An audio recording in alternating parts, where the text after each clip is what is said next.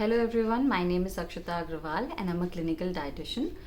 Today in this video, I would like to share certain highlights of one of my interviews that came on Z News. The topic of the interview was salt. So what happened was that there were not many sources of iodine in our diet. That led to a deficiency of iodine in people, and that was leading to a number of issues with thyroid gland and goiter. So the government of India decided to add iodine to our common salt, which is NaCl, and iodize this salt so that every household can have access to enough iodine. So whenever a person tends to reduce this salt intake, they tend to take a very low salt diet, they are at a risk of developing iodine deficiency. So this is my humble request to all people who have thyroid, that please don't go on a no salt or low salt diet, because that may further aggravate your symptoms. Now about the people who have high blood pressure, who might be cutting down on their salt intake because of the increased BP, increased blood pressure levels, what they can do is that don't take excess salt, that is don't take table salt, don't put them in your salads or in your curds or additionally in your dals or sabzi, but whatever salt is being put in the preparation, which is getting divided among all the family members, you don't need to reduce that salt as well. What you can do instead is that you can add a little bit of potassium to your diet, because the ion of the potassium and sodium compete with each other to combine with chloride ion. What happens is that whenever we add a potassium source to our diet, the excess sodium is removed from our body. So in this way, you will not be having high BP also, your BP will also be managed, and you will not end up with a iodine deficiency as well. So common sources of potassium that you can add in your diet are you can add banana, you can add tomato, maybe as a soup, or maybe as such like a salad, or you can take coconut water. These will help in managing your blood pressure as well. Now another important thing is that when we take a very low sodium diet, very low salt diet, what happens is that our body tends to get dehydrated, because salt has the tendency of holding water. Now whenever we take very low salt diet, what happens is that a lot of water is excreted from our body. That leaves us dehydrated. This can further cause a number of muscle cramps and a number of other issues with the muscles. So please don't go on a very low salt or no salt diet. Many people are also avoiding salt to reduce weight. That is, I've heard that they stop taking salt after 6 p.m. or they do 1 or 2 days in a week when they are taking no salt diet. But what happens is that whatever weight you are seeing as weight loss is actually the water that is lost from your body. So whenever you will drink enough water, that weight will come back. So please don't put your body through such gimmicks, and don't take a no salt diet, because that will only cause many problems in the body. So ideal salt intake would be anywhere between 2 to 3.5 grams per day. This will make sure that all the important functions of the sodium and chloride are also met, and also you don't develop any side effect from it. Now same things we'll discuss in Hindi. जो भी बातें मैंने अपने पिछले interview में discuss करी थी, मैंने एक इंटरव्यू के बारे में बात करी थी जो कि रेडियो पे आया था. आज मैं एक ऐसी इंटरव्यू के बारे में बात करना चाहती हूँ जो कि जी न्यूज़ पे टेलीकास्ट हुआ था. इसका टॉपिक सॉल्ट था.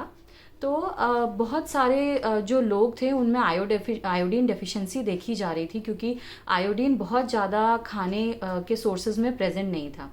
तो उसकी वजह से क्या हो रहा था कि लोगों के अंदर गोइटर नाम की बीमारी हो रही थी. थायराइड का जो उनका ग्लैंड था उसके साथ प्रॉब्लम्स देखी जा रही थी.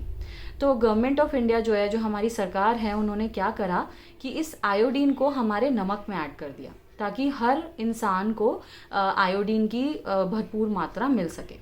तो इससे गोइटर के जो केसेस हैं उन पे कमी आई, और ये जो लोग हैं ये ठीक होने लगे.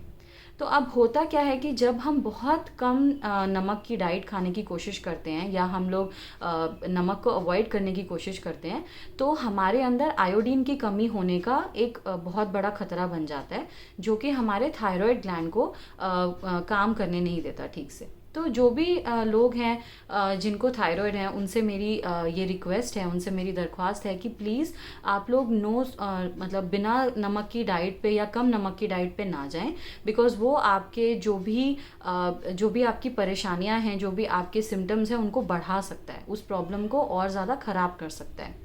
और जहाँ तक रही बात उन लोगों की जिनको हाई बीपी की प्रॉब्लम रहती है, जिनका बहुत ज़्यादा ब्लड प्रेशर बढ़ा रहता है, उन लोगों के लिए मेरा ये सजेशन है कि बजाय कि नमक को बिल्कुल कम कर देने के, आप क्या कर सकते हैं कि एक तो आप ज़्यादा नमक अवॉइड करें, जैसे आप अपनी सलाद पे नमक ना डालें, अपने रायते में नमक ना डालें, और जो भी ऊपर से आप अपनी दाल या सब्ज़ी में नमक डालना चाहते हैं उसे अवॉइड करें।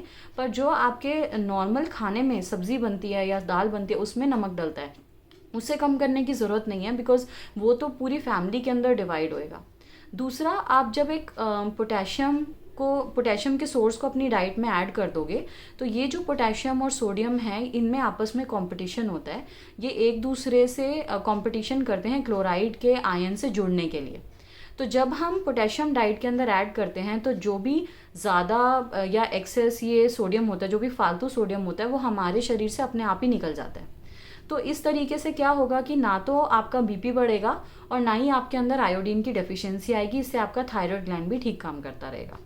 तो पोटेशियम के क्या सोर्सेज हैं, जैसे आप केला ले सकते हैं, आप टमाटर ले सकते हैं, जिसको या तो आप सूप के फॉर्म में ले लीजिए या सलाद की तरह खा लीजिए, आप नारियल का पानी ले सकते हैं।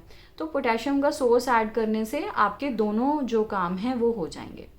एक और चीज़ जो मैं यहाँ बताना चाहती हूँ वो ये कि जो भी लोग बहुत कम नमक की डाइट लेते हैं या नमक को छोड़ देते हैं, उन लोगों के साथ मतलब पानी की कमी होने का एक बहुत बड़ा खतरा बन जाता है, क्योंकि नमक हमारे शरीर में पानी को रोक के रखता है।